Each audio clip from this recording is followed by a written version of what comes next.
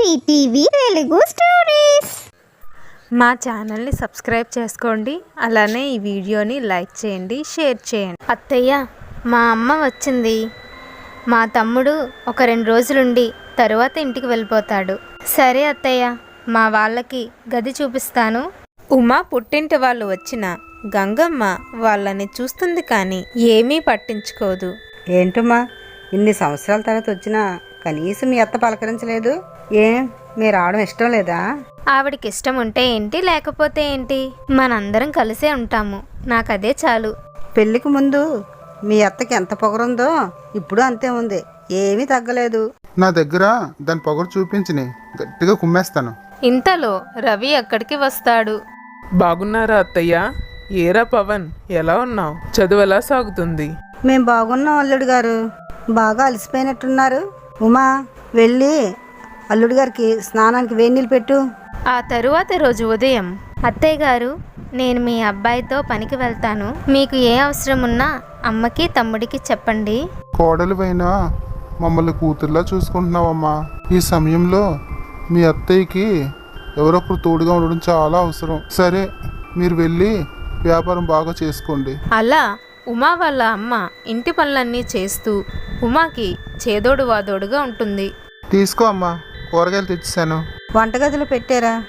ఇల్లు తుడిచేసాక వంట చేస్తాను. పవన్ కూడా ఇంటి పనులు బయట పనులు చేస్తూ ఉంటాడు. అలా 1 రోజులు గడిచిపోతాయి. ఒకరోజు ఉమా వాళ్ళ అమ్మ తమ్ముడు ఇంట్లో ఎవరూ లేని సమయం చూసి ఇలా మాట్లాడుకుంటారు. ఏంటమ్మా, ఈ ఇంట్లో ఇన్ని పనులు చేయలేక ఒళ్ళు హోనమైపోతుంది. కనీసం మన ఇంట్లో అయినా ఇలా చేయలేదు. ఇలా ఎన్ని రోజులని చేస్తాము? ముందు మనం వచ్చిన పని మొదలుపెట్టు. ఈ ముసలిదానికి ఎంత పొగరమ్మా. మనం ఇన్ని సేవలు చేస్తున్నా అస్సలు పట్టించుకోవట్లేదు. చూసి చూడలేనట్టు వెళ్ళిపోతుంది.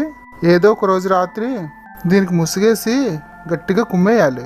నువ్వు ఉండరా, నీకు ఆవేశం ఎక్కువ, ఆలోచన తక్కువ. ఇలాంటి పనులు నెమ్మదిగా మొదలు పెట్టాలి. వచ్చి రాగానే మొదలు పెడితే వాళ్ళకి అనుమానం రాదు. మనం ఏ పని మీద వచ్చామో నాకు గుర్తుంది. మీ అక్కరాని దాంతో మాట్లాడతాను. ఉమా, నీకు గుర్తుంది కదా, మనం ఎప్పటి నుంచో అనుకుంటున్నాం ఈ ఆస్తి మొత్తం ఎలా అయినా మనకే దక్కాలని. మేము ఎలానో వచ్చి కొన్ని రోజులు అయింది కదా, ఇప్పటి నుంచే మన ప్లాన్లు మొదలు పెట్టాలి. లేదంటే ఆ లత వచ్చి నా వాటా నాకు ఇచ్చేయండి తీసుకుని వెళ్ళిపోతుంది. నిజమేనమ్మా, ఈ సమయం కోసం ఎప్పటి నుంచో ఎదురు చూస్తున్నాం. అవునమ్మా, మనం కనుక ఆలస్యం చేస్తే ఆ లత వచ్చి ఆస్తి మొత్తం ఊడ్చుకొని వెళ్ళిపోతుంది. ఆయన రాని మన ప్లాన్ మొదలు పెడదాం. అదేదో తొందరగా చెయ్యక్క. ఇంటి చాకిరి చేసేటప్పటికి ఒళ్ళు ఓనం అవుతుంది తప్ప ఆస్తి వచ్చే మార్గం ఏమీ కనిపించట్లేదు. అలా వాళ్ళు మాట్లాడుకుంటారు. ఏవండి, నేను వచ్చిన దగ్గర నుంచి గమనిస్తున్నాను, మన వ్యాపారంలో పెద్దగా లాభాలేమీ కనిపించటం లేదు. మీ తమ్ముడు చూడండి ఎలా సంపాదిస్తున్నాడు. ఇల్లు కారు కొనుక్కున్నాడట, స్థలాలు కూడా కొనే ఉంటాడు. చూడండి మనం ఎలా ఉన్నాము, ఏ ఎదుగు బొదుగు లేకుండా. కాబట్టి మన వ్యాపారంలో బాగా లాభాలు రావాలంటే పెద్ద హోటల్ పెట్టాలండి. అదే పట్నంలో పెద్ద పెద్దోళ్ళు వెళ్తారు కదా, స్టార్ హోటల్, అది పెడదామండి. అలా అయితే మన వ్యాపారంలో లాభాలే లాభాలు. ఒకసారి ఆలోచించండి. ఏంటి, స్టార్ హోటలా? అదేమైనా చిన్న విషయం అనుకుంటున్నావా? అది పెట్టాలంటే ఎంత ఖర్చు అవుతుందో తెలుసా? మన ఆస్తి అంతా అమ్మితే అప్పుడు అలాంటివి పెట్టగలము. అయినా వీటి గురించి నీకెవరు చెప్పారు?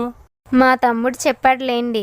ఏముంది, మనకున్న ఆస్తిని తాకట్టు పెట్టి ఆ స్టార్ హోటల్ కడతాము. ఆ వచ్చిన లాభాలతో విడిపిద్దాము. చూడు ఉమా, ఆస్తి తనఖా పెట్టడం అంటే నా ఒక్కడికి చెందిన ఆస్తే కాదు, నాది, తమ్ముడిది, ఇంకా నాన్న సంపాదించిన ఆస్తులన్నీ కలిపి తాకట్టు పెడితే గాని ఆ హోటల్ మనకి రాదు. ఇదేమైనా చిన్న విషయం అనుకుంటున్నావా? ఇది జరిగే పనే కాదు. అయినా తమ్ముడు ఆస్తి కూడా నేను తాకట్టు పెట్టుకుంటానంటే అమ్మా నాన్న ఒప్పుకుంటారా? ఎందుకు ఇవ్వరు? మీ తమ్ముడు వెళ్ళి ఇన్ని నెలలు అవుతుంది. వెళ్ళిన తరువాత ఒక్కసారైనా ఇంటికి వచ్చాడా? పోనీ కనీసం ఫోన్ అయినా చేశాడా? తల్లిదండ్రులు ఎలా ఉన్నారు అనే ధ్యాసే లేదు అతనికి. అలాంటి అతన్ని ఎవరు పట్టించుకుంటారండి? చూడు ఉమా, ఎంత వాడు అమ్మా నాన్నని పట్టించుకోకపోయినా వాడికి ఆస్తిలో సగభాగం ఉంది. వాడు దూరంగా ఉన్నాడని వాడిని ఇలా మోసం చేయలేం కదా. అయినా ఈ విషయం అమ్మా నాన్నని అడగాలంటేనే నాకు భయంగా ఉంది. దూరంలో ఉన్న చిన్న కొడుకు చిన్న కోడలు వీళ్ళని ఏమైనా పట్టించుకుంటున్నారా? మనమే కదా వీళ్ళని చూసుకుంటున్నాము. మీ తమ్ముడు ఆస్తిపాస్తులు బాగా కూడబెట్టుకున్నాడని మీ అమ్మకి తెలుసు కదా. దూరంలో ఉన్న కొడుకు ఎప్పుడొస్తాడా అని రోజు ఆలోచిస్తుంటుంది మీ అమ్మ. అలాంటిది మీకోసం ఆలోచించదా? అది వేరు ఇది వేరు ఉమా, నీకు అర్థం కాదు.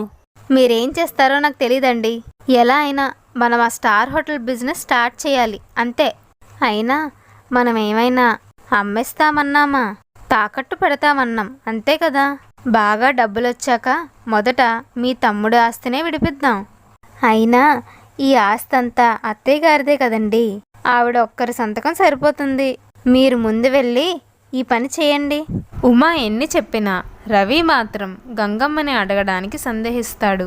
ఆ మరుసటి రోజు అల్లుడు గారితో మాట్లాడావా ఉమా?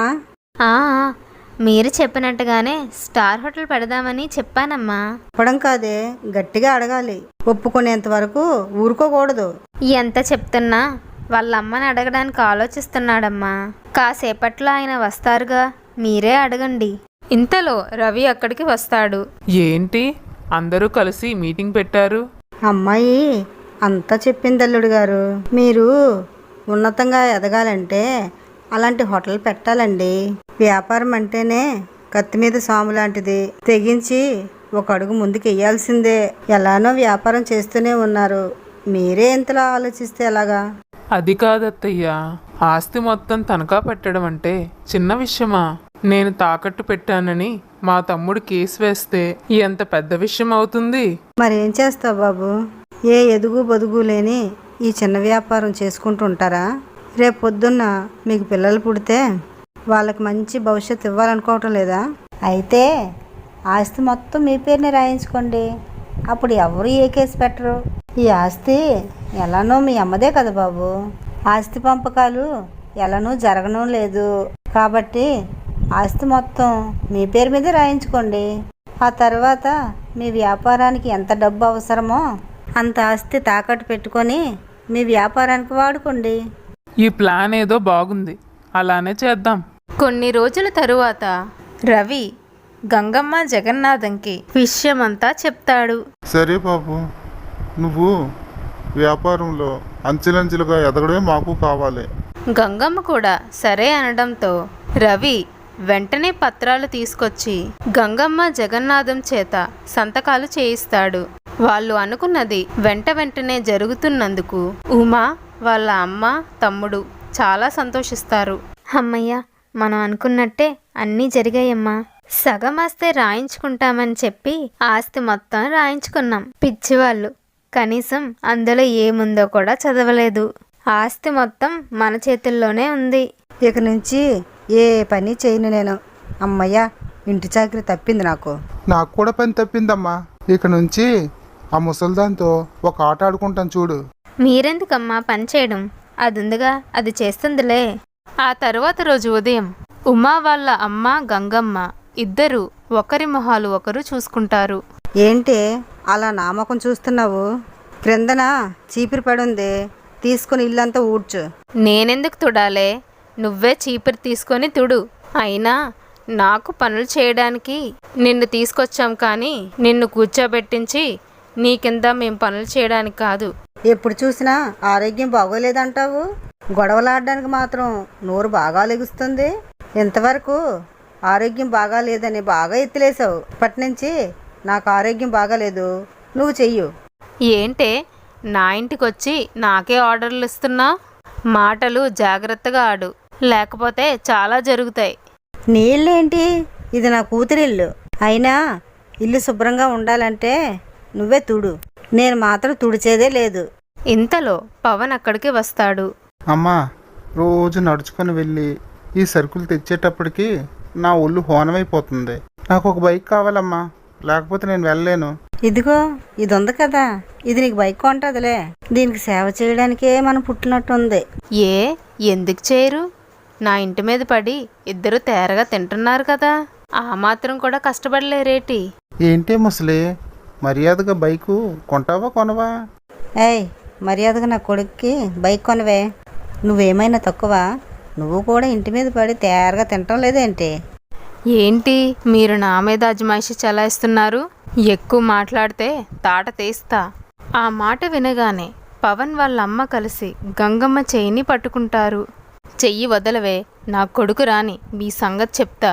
వాడు వచ్చాక మీ ఇద్దరిని ఇంటి నుంచి గెంటైపోతే నా పేరు గంగమ్మే కాదు అంటూ వాళ్ళు గొడవ పడతారు. ఆ తరువాత ఏం జరిగిందో నెక్స్ట్ ఎపిసోడ్లో తెలుసుకుందాం.